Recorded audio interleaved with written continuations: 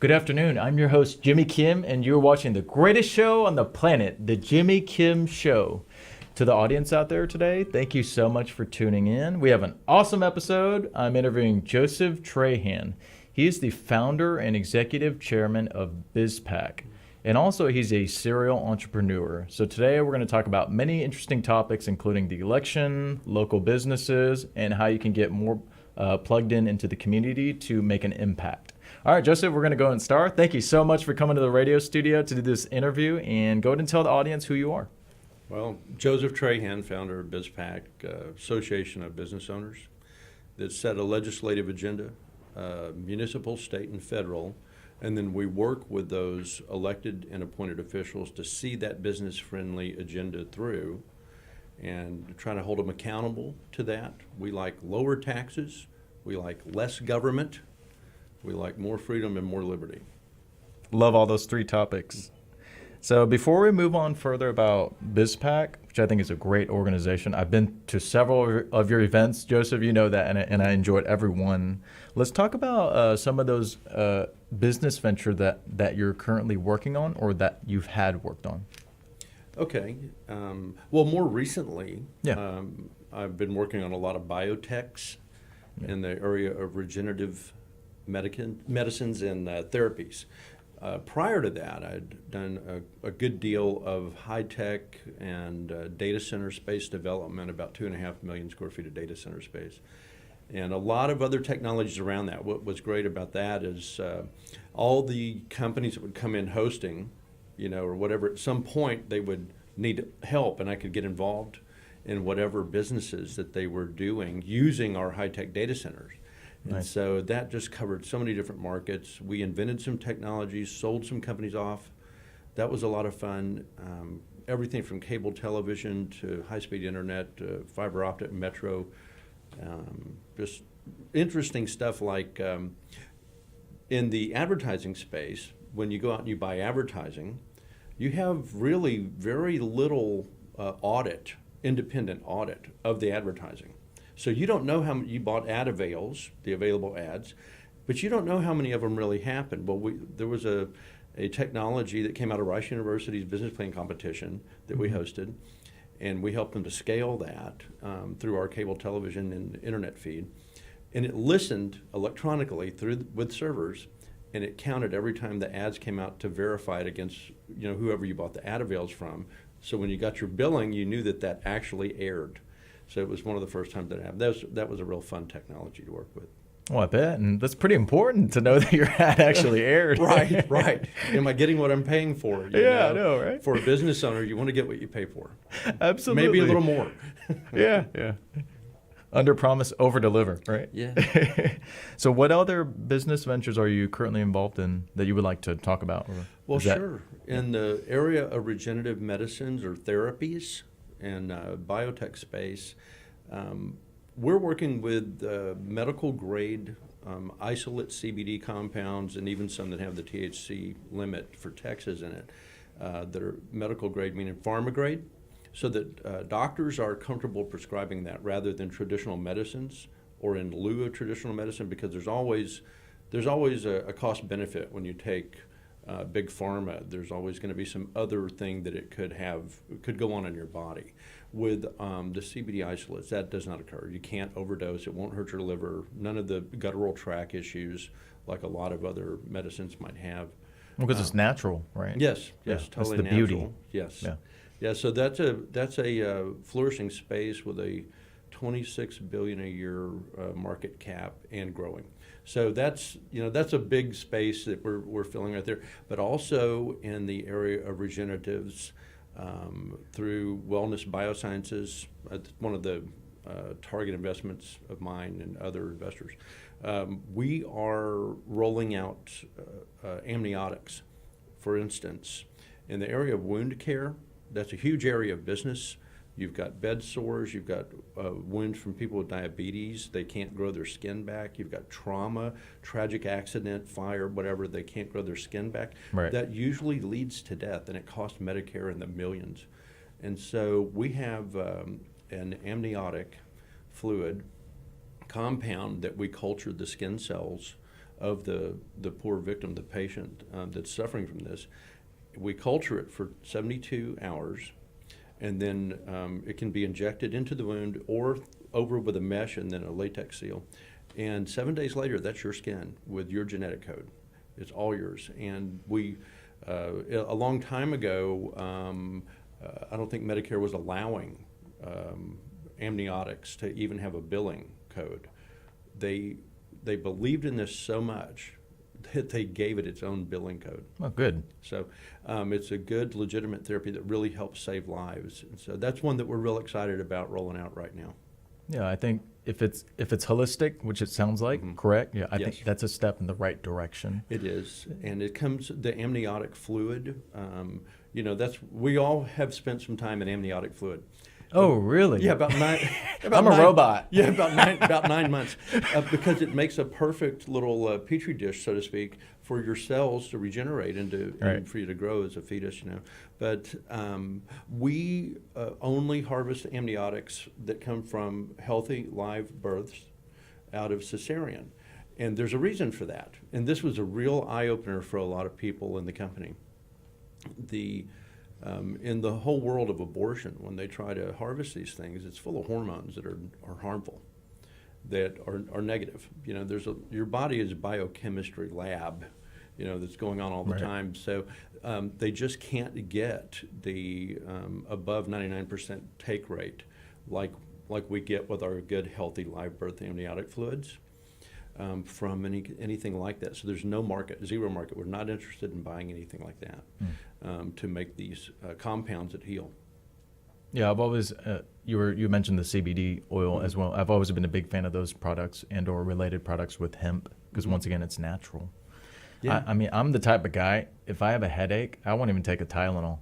Oh yeah, that's how holistic I am. You know what I use for a headache now? What do you use? At Wellness Biosciences, we have a dissolvable CBD that dissolves under your tongue, a little tablet, kind of like a Altoid mint. You dissolve it under your tongue for 2 minutes, gone.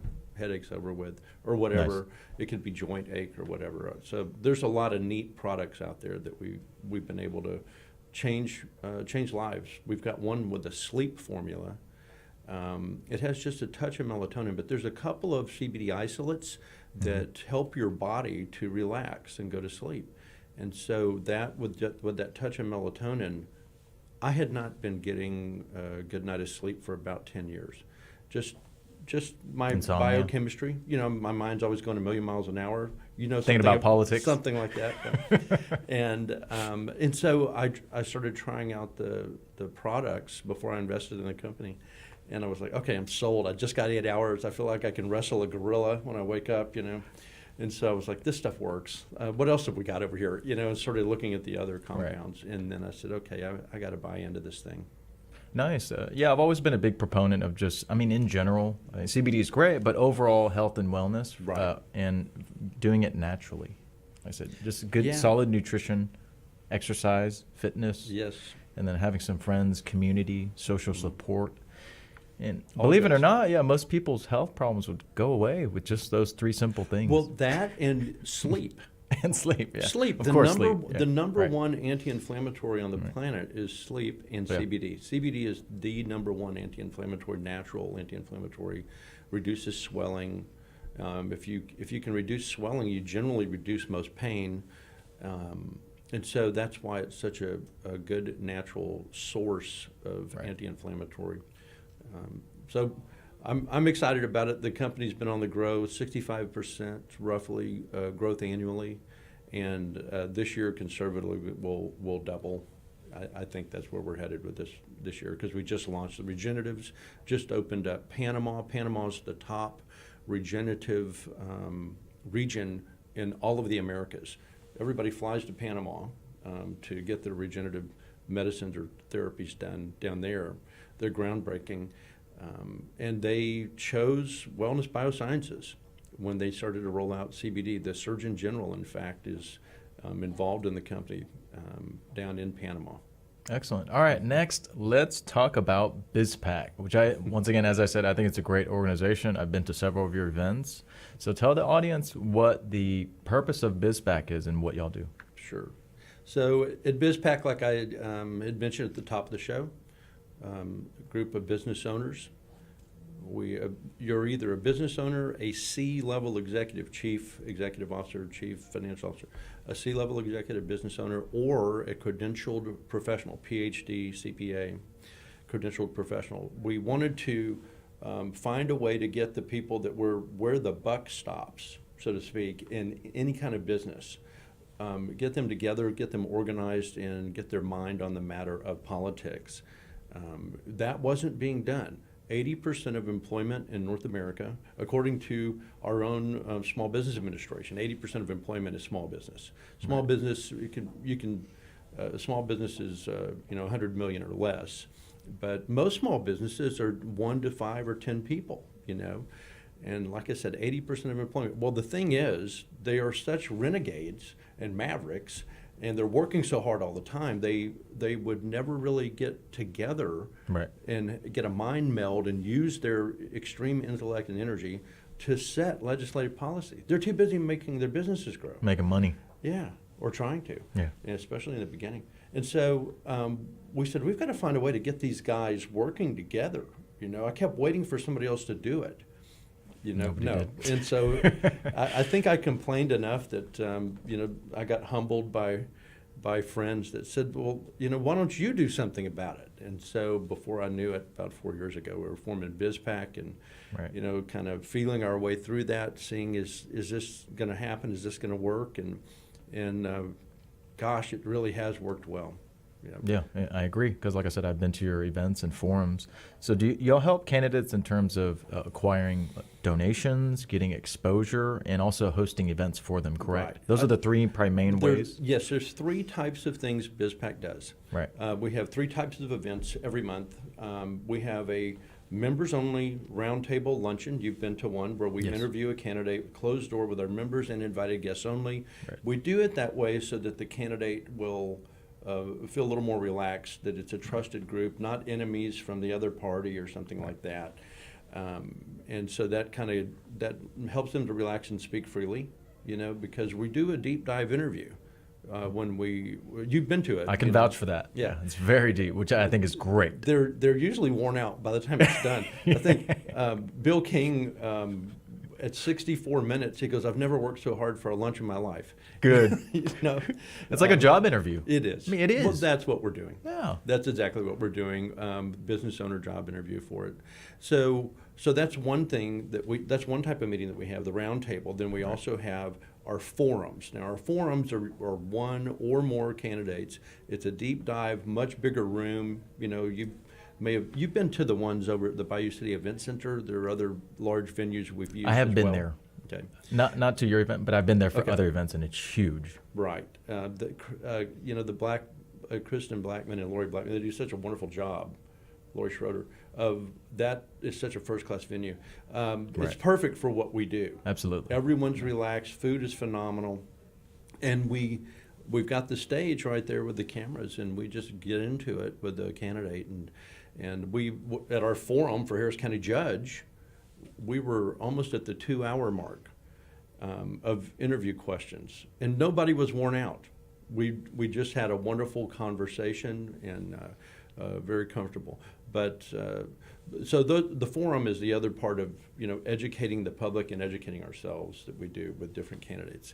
All on video. We post all of that online on our YouTube, BIZPAC YouTube channel, so that people that can't be there can go back and review it over and over. So it's canonized.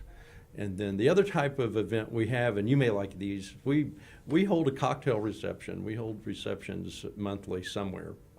That sounds like fun. We've got a Young Professionals Association that we launched this summer. I'm very proud of those guys. When I say they're tomorrow's leaders, these guys are already leaders. An example would be Harrison and Brandon that own American Munitions. They are munitions manufacturers and importers, and the level of revenue they've been able to achieve in their first 2 years is shocking. So that's the kind of folks that we have involved in the Young Professionals Association. They're they're young, but they're like 50-year-old men trapped in 25-year-old bodies. That sounds like me. Yeah, yeah, but so they're really, really sharp, and they're shocking how intelligent they are, and how quick on their feet they are, and they really know their business extremely well. Nice. That's who's involved with our Young Professionals Association. So you've got the business owners that are members of BIZPAC mentoring these guys that are already setting it on fire. These younger guys in Young Professional Association. So that's how we, got those two groups together. And then we've got a few big sponsors in the biotech space and other spaces, technology, energy, all of these companies come together. We set the legislative agenda. Then we're at the Capitol if the doors are open here in Texas. Right. I think one of the legislators, a friend of ours, said he saw me at the Capitol more than he saw, and he named a Democrat representative. He said he saw me at the Capitol more than that one, And I thought about it this session. You're right. We were there every single week. Nice. Trying to move the needle on different pieces of legislation. And we talked earlier about the one area for property tax. If you want to get into that a little bit. Yeah, we'll get into that a little bit later. But yeah, it's great because BIZPAC provides, as you said, a voice for business owners to the local, state, and federal government. Municipal, state, and federal. Right. And that's fantastic because, as you said, a lot of times it's not happening. Right. Yeah. And they support. I also like some of the initiatives that BIZPAC supports is like smaller government. Mm-hmm. Less taxes, less government restrictions on businesses, which I think are those are the three big takeaways. What woke us up to that, Jimmy? We were in California. I was at Huntington Beach for a while, and they will tell you how to build your building. The government will over there. There's so much regulation. I was like, we can't let that happen in Texas. No way. Yeah, that was just over the top, and that's why the costs were so high over there. So that was a real wake-up call because we saw that may be trying to find its way to Texas. That'll kill the Texas is number one place for entrepreneurs. It's number one place for businesses to go. It's a business friendliest, friendliest business friendliest state in the union, and I didn't want to have any chilling effect on that here in Texas, and so. Once I saw what was happening over there and in Seattle, we formed BIZPAC. We said we've got to be sure that we never let that happen here. Right. Yeah, it's very business friendly. That's probably why Elon Musk and Jeff Bezos have headquarters here. They moved their headquarters here too. They're smart. Economies. Yeah, it made a lot of sense. Now with BIZPAC, are you open to having political candidates and elected officials from any party, or are you dealing with mostly conservatives, how does that? We say that we're non-denominational. Okay, yeah, that makes sense. Right, yeah. Well, that's what we say. We have yet to have a liberal Democrat accept an invitation for a deep dive interview. Okay. It just hasn't happened. That's weird. Yeah. I think that they probably look at our video library on our YouTube channel, and they realize that we're going to take them apart. Anything. Not necessarily. I mean, the ones that we've invited. Okay. Because we'll take them apart in terms of the policies don't make sense. Okay. And right. they're not business friendly. So they're not going to find a sympathetic ear to their social smash and grab program. We're not going to be okay with that. Okay, I understand. Business owners aren't.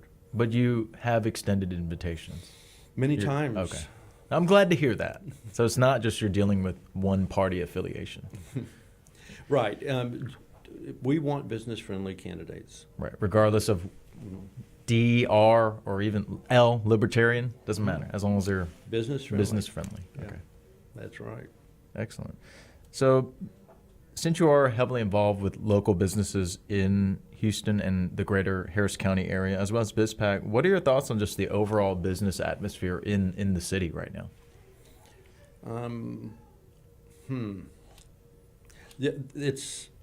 I think it's a tough time for a lot of builders I hear a lot of complaints about the sluggishness for all of their permitting.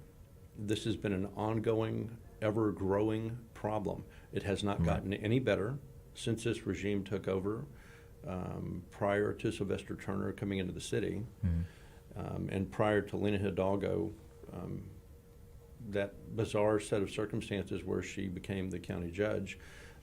We haven't seen any progress in this area at all.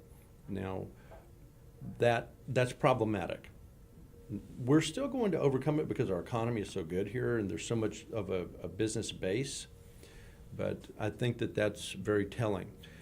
And I'll give you an example about this particular thing. If you're stopping the growth, if you're slowing down the permitting, if you're making it harder for licensing, right, then what you're doing is you're obstructing commerce.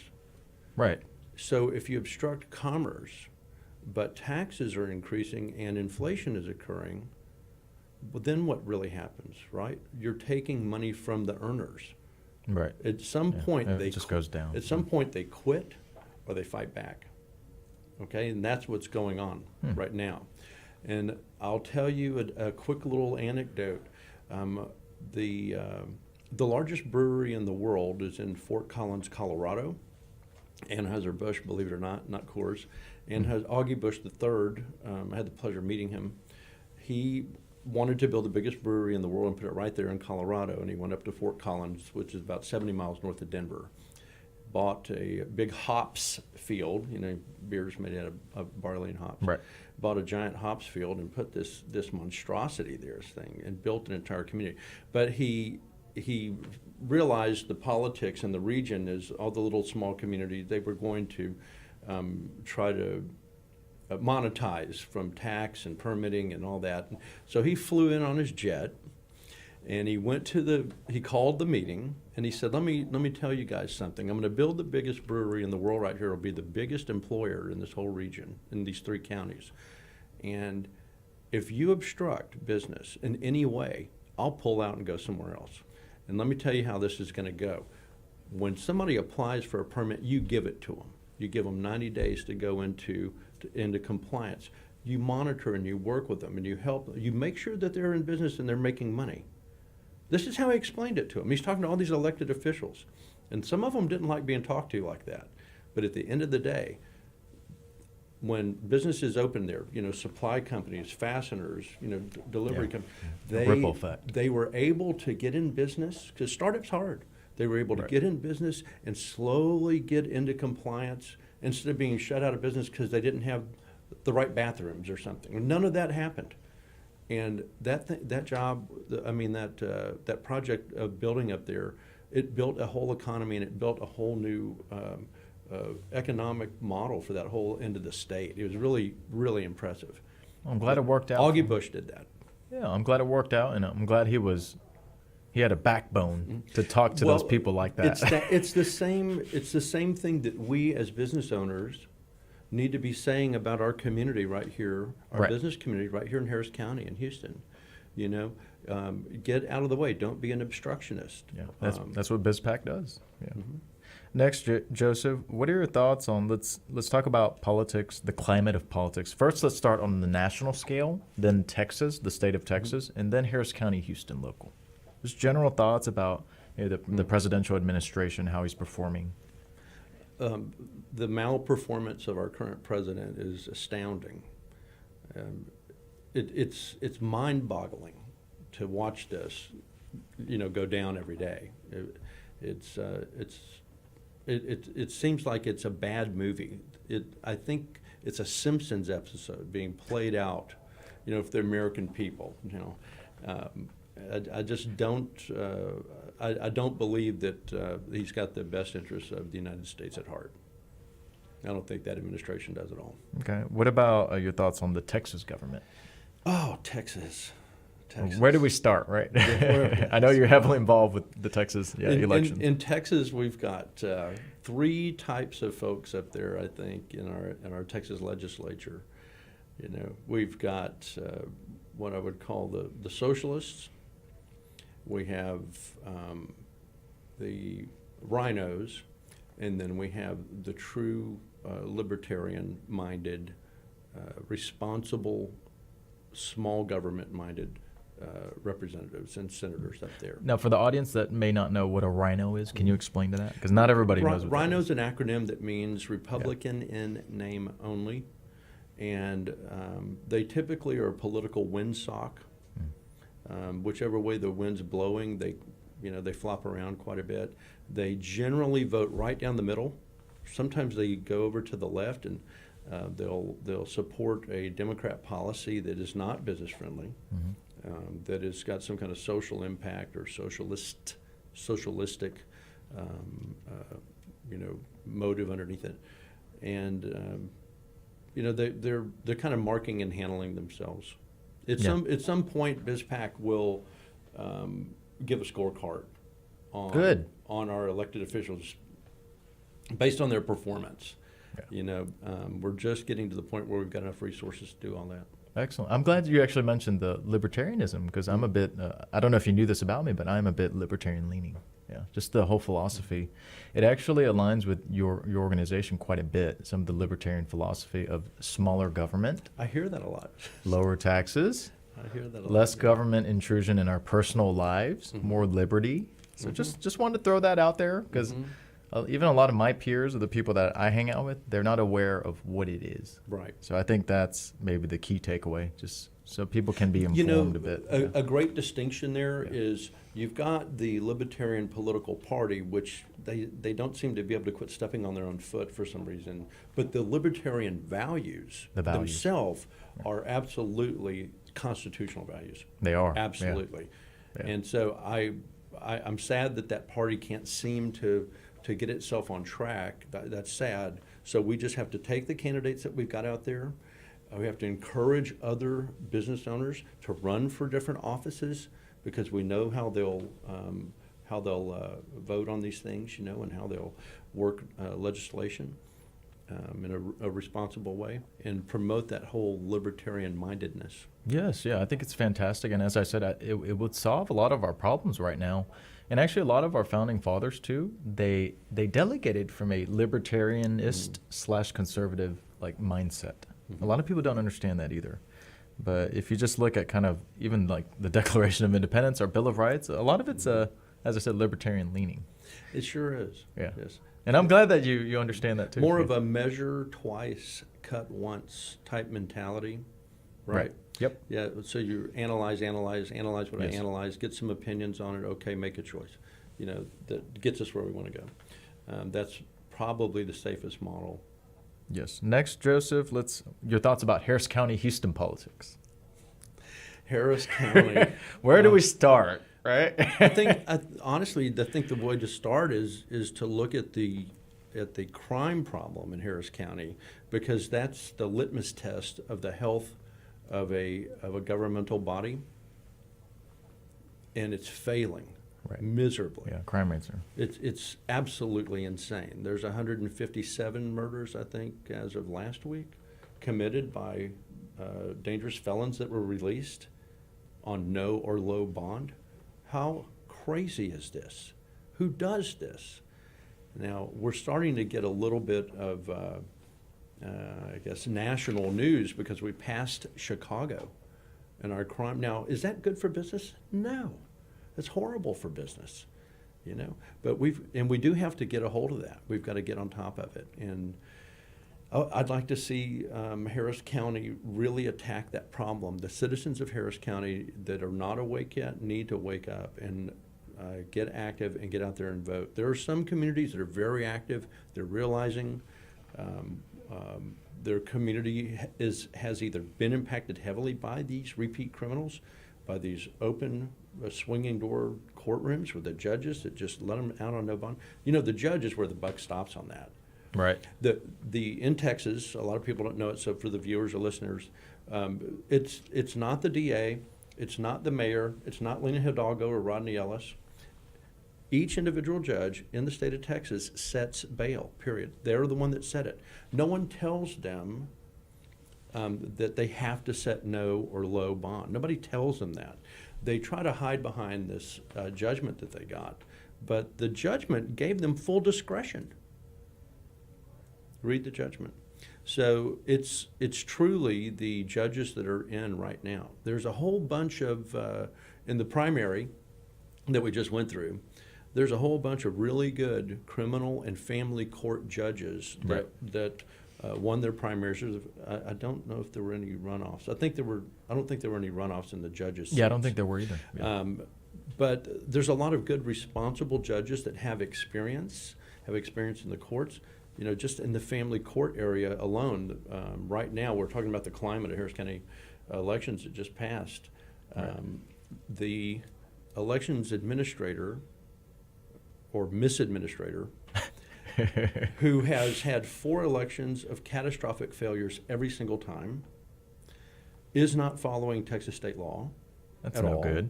At all. Isn't that illegal? It is, and there should be prosecution for it. But again, to prosecute, well, we can get into that because it's important people don't understand why it's not being prosecuted. Yeah. They've built a perfect scam, a perfect fix into the system. Right now, the Texas State Attorney General cannot pierce the veil of the highest elected official, the county district attorney. The district attorney has to invite the State Attorney General in. Did you know that? I didn't know that. That's why. So Ken Paxton has some limited powers as State Attorney General, and he filed for 4 election fraud investigations in 4 counties in Texas. But they wouldn't let him in. He could pull the cursory. All it is a simple recount or proof of the count that they did. It's not a forensic audit. He can't do that. To go that deep, the county DA has to invite the State Attorney General. Right. The Texas legislature has to order, usually by a 2/3 majority of the Senate, or the governor himself, our governor, Greg Abbott, has possessed the power the entire time to executive order the State Attorney General into the counties where the fraud has been demonstrated. I mean, they're walking into the Secretary of State's office with hundreds of examples of voter fraud from these different counties, Harris County being one of them, and he can't go any further than what he's done without the executive order of the governor. And he won't. Yeah, in fact, the article is in the powers of the governor. You can look this up yourself or Google it. The governor has the right to, under executive order, activate a special unit of the Texas Rangers for abuse or, what's it called? Abuse of power of office by an elected or appointed official.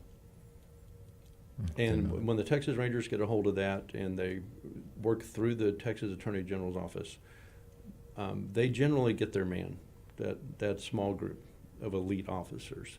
I'd love to see Greg Abbott, our governor, do that. I've repeatedly asked for him to do that. And I would like all of you to join in asking Governor Abbott to give that executive order, send in the Texas Rangers, and let the election fraud be examined fully by our Texas State Attorney General. It takes his executive order to do it because Kim Ogg is not going to do it. She's had years to do it. She's never done it. And the state legislature is out of session, so they cannot do anything right now. Our state legislature only meets for 5 months every 2 years. So our state legislature, our senators and representatives for the state are not in session right now, so they can't do a vote and call for this. Only Greg Abbott, only Governor Greg Abbott can do this. And so if you want something to do today, write a letter to Greg Abbott and tell him, please activate the special unit of the Texas Rangers to investigate corruption or abuse of office by elected and appointed officials in Harris County regarding the vote. Interesting. Next, Joseph. So elections were just finished last week, and as we head off into the runoffs, we'll talk about the runoffs first because that's what's coming behind the general election. So any thoughts about elections, runoffs, good candidates to look out for? There are a couple of runoffs that are significant to you and I. How about we start with the Texas State Attorney General's office? Sure. We've done a deep dive into that in the primary, the 4 candidates that ran. The interview that we had with Attorney General Ken Paxton was very telling. I think it was over an hour, and he is. This is hard for a lot of people to comprehend, but Ken Paxton is the winningest Attorney General in Texas history against federal government overreach. He is possibly the winningest in U.S. history as state attorney generals go. Ken Paxton is a prolifically successful at stopping the U.S. federal government and encroaching on your and my liberty in Texas. He's got a 92% success rate against the federal government at stopping overreach. Nobody's got that. So we're very impressed with what he's been doing. He has, you and I and everybody listening here in Texas has no idea what this guy has prevented, because we can't keep up with the amount of lawsuits. He's had to file sometimes 4 a month to stop the U.S. federal government. Overreach. Yeah. Sometimes it would take 2 rounds of appeals courts for him to get a decision in favor of Texas liberty, Texas constitutional law to apply. So, you know, we're impressed with State Attorney General Paxton, and I think everybody else needs to go do their homework and look at it. If you want to look at the interview, go to the YouTube channel. You can watch the interview with Ken Paxton. He's running the largest law firm in the state with 6,000 attorneys and 2,000 outside counsel. It's a lot. And he has over 400 pieces of legislation ready to go against the U.S. federal government. See, the way that works is you would say, well, why does he have it ready to go? Because the U.S. federal government telegraphs its punches sometimes a year or more in advance. Okay? So they're able to get prepared and start gathering information so that when a mandate comes down, he can file that lawsuit and get the thing stopped, and it'll go through its appeal process, and 6 months later we finally get a decision that Texas law is going to prevail anyway. Right. Okay. So. All right. Any candidates to be on the lookout for? Oh yeah. Runoff? That's just a Texas State Attorney General's race. We can't go over them all because we only have 50 minutes right, here. But right. The other big race Sure. where we've got a runoff here is Harris County, the Harris County judge race. They're the 2 candidates that made it through the primary were Vidal Martinez, who has an incredible resume, a resume anyone should be jealous of. What the guy has. I've seen it. It's so impressive. And then the other one is Alexander Mealer. I think she was a banker for 3 or 4 years with Wells Fargo. Had the pleasure of meeting all 9 candidates at some point and interviewing all of them and getting them ready for a forum. The forum ended up only Vidal Martinez, Warren Howell, and Randy Kubash made the cut because Alex Mealer bailed out just I think 2 days before it, after she saw the questions. Then, and Martina did the same thing the morning of the forum. Called me at right before noon. You know, Jesus told her not to come to the forum. That's what she said. So we had a great deep dive, 2 hours of hard interview questions with dignitaries that were qualified to ask the question. Former Harris County Treasurer Orlando Sanchez put it to the candidates, you know, how they would handle transparency in the county finances. Right. Because it's been there's been a veil cast over it. I don't know if you know that. The curtain's been pulled. They have a financial administrator, and that's who does everything and reports to the board, so the treasurer doesn't get a lot of the detail without doing a deep dive audit. It's terrible. And it should not be happening. What are they trying to hide? That's my point. That's exactly my point. And of course, so Vidal Martinez, if you go look at what the guy's done, I mean, for goodness sakes, he was for the State Bar Association chairman. Mm-hmm. You know, I think he was on that board 20 years. Right. He's had appointments by 5 different governors. He's former Port of Houston Authority, handled Homeland Security with the Port Authority to secure all of the some of the big, you know, we've got a port full of ships coming in from around the world. So part of the big concerns there is how do we secure what cargo is coming in? They could come up the ship channel with explosive device of some type, you know, and so that was one of the things he worked personally and chaired that committee to bring in Department of Homeland Security and kind of get that secured down. It's why we can't run our jet skis up Buffalo Bayou anymore, you know, like I did when I was a kid, you know. But he's done a lot of great things like that. And Greater Houston Partnership, I think 20 years or something, he was involved with GHP. So. Well, it's good to see a track record. Yeah. Oh, the track record's impeccable. That's important. One of the things that in that particular race, in the county judge race, one of the things that we're hearing from other candidates they know Vidal's the big guy, right? They know he's the guy with the great resume and all the endorsements. Right. So they try to attack him on the Methodist Hospital laid off 128 doctors and nurses thing. And what people, or what these candidates that are saying this are failing to mention is that under a declared emergency by the federal government, it's OSHA and FEMA. It's federal regulatory that sets that standard. No hospital in Texas had a choice. Right, they don't have control. No. That's a big misconception. Under an emergency, a hospital is a strategic asset. Yeah. So they had no say in the matter. Yeah, they got no dog in that hunt. And so what occurred, if you go look at the time event sequences, once OSHA pushed out the mandate that they had to be vaxxed and doctors didn't want it, then big hospital systems went to State Attorney General Ken Paxton, got a decision, that if they had a religious waiver in Texas, they'd be protected. That's when they put that out. And Methodists, for instance, hired back 120 out of 128 instantly. Just check this religious waiver, you're hired back. The 8 that didn't come back, they already had employment elsewhere. They had already started a job search. Different hospital. Yeah. And so people just need to understand that when they hear, some stuff, negative noise, mudslinging. I call it noise. Go get the whole story. Yeah. Because there's no board of directors that can override the U.S. federal government. That can't happen. What would have occurred if they'd have done that is FEMA would have taken over and removed all the administrators from the hospital. FEMA would have taken over the hospital system. Can you imagine the largest hospital system in Houston be taken over by FEMA? That's ridiculous.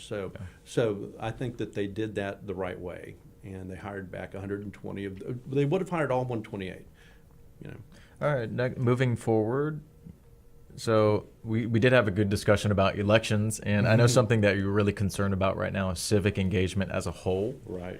I know we're both in a position where we lead from the front because I'm actively engaged, you're actively engaged, which I think is a great thing. We keep bumping into each other. You're a good person to bump into, Joseph. I don't say that to a lot of people, but I like bumping into you. All right. So my question is, Joseph, how can we keep increasing that civic engagement and voter turnout and activism? Because I feel like it is getting better, but it's still not where we need it to be. Right. And I know you have the same. I feel the same way. I think that you've got a good sense about that, and I agree with you. Yeah. The more that we continue to have more forums, more engagement, more conversations, like what we're doing now. More conversations, with our other, or especially around BIZPAC, with our other business owner friends, with our service providers to our companies, have more discussion about it so that people sharpen their minds about what the issues are. And they convert that understanding into getting to the polls.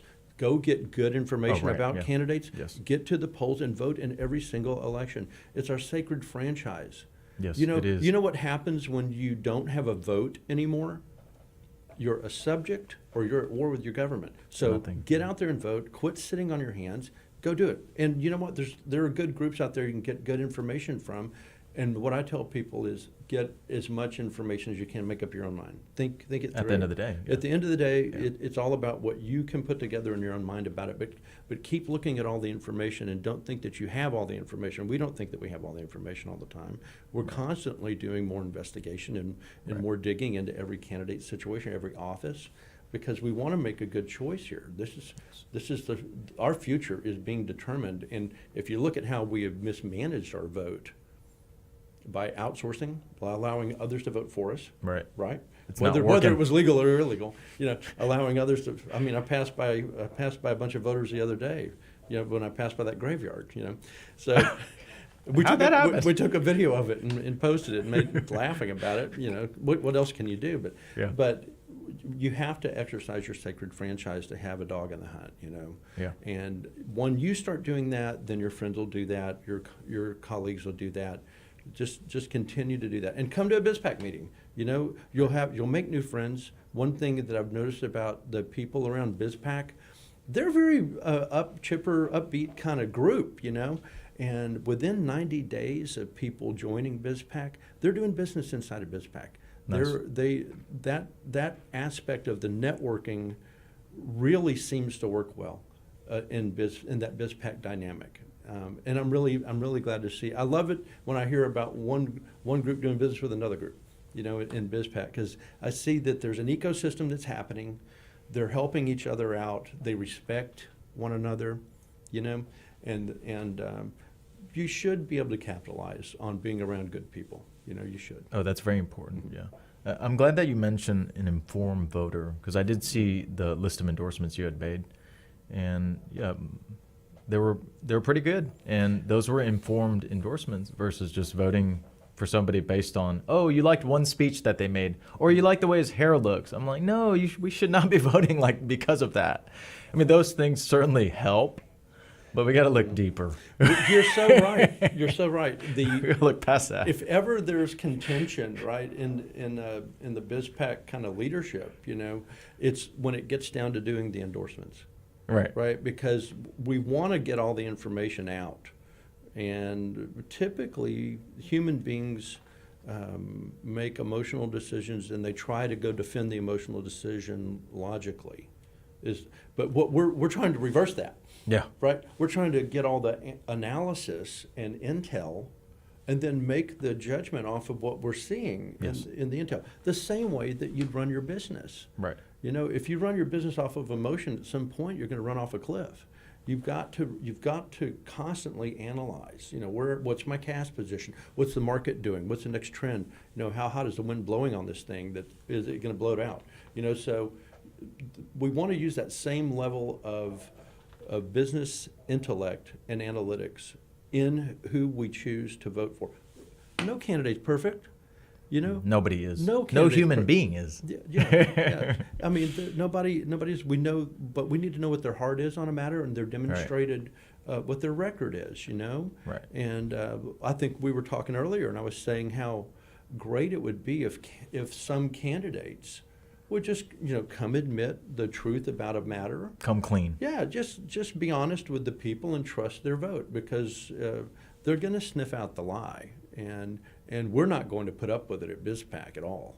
Right. You know, we're not here for that nonsense. Yeah, my overall assessment from the results of this previous primary election is that, unfortunately, a lot of voters aren't doing what we're talking about. They're voting based on maybe some TV ad they saw, like a 20-second TV ad, right, or maybe a 10-second commercial. But I recommend voters to dig deeper.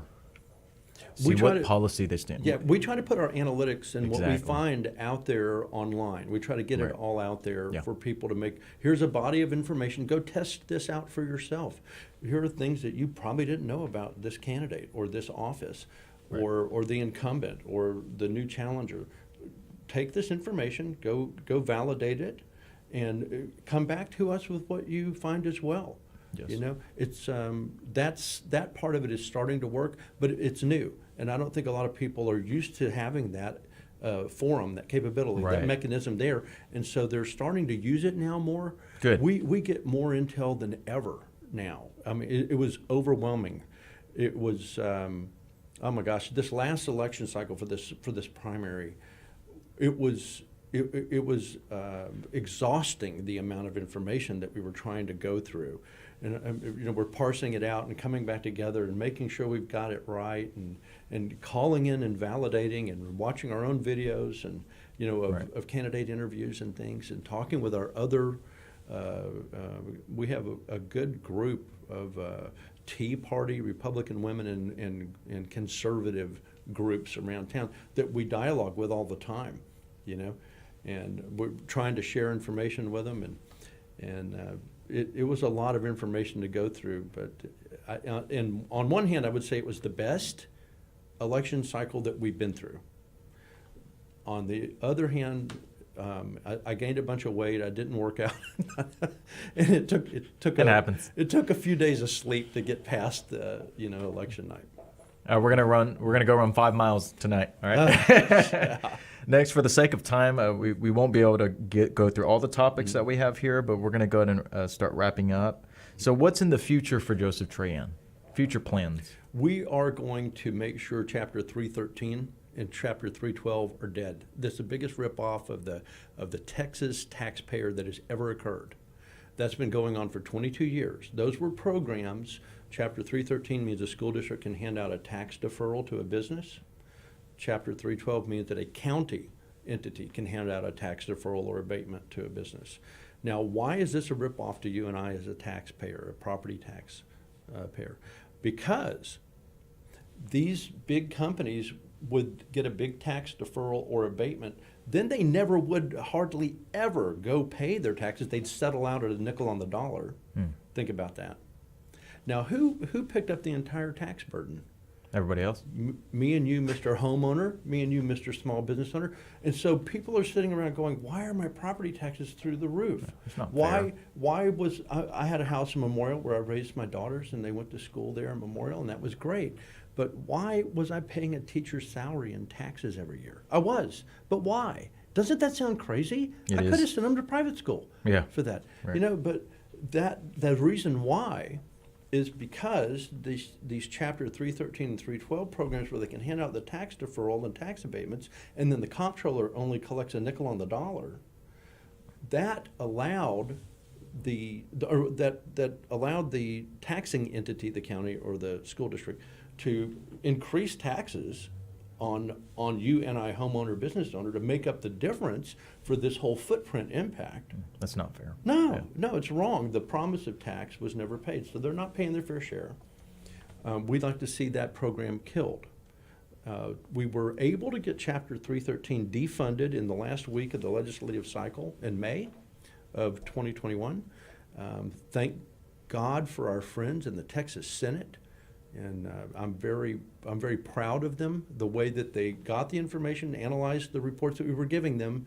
We did hit a few newscasts, Mark Golaby in particular, that ran for comptroller. The reason he ran for comptroller was to bring attention to this. Now, here's the sickest part of that whole program and why we're targeting it. A guy or a woman, a man or woman, would move into a school district in a rural area and hang a sign out that they were running for school board. And then you look around and you're like, well, does he even have any children in school here? Okay.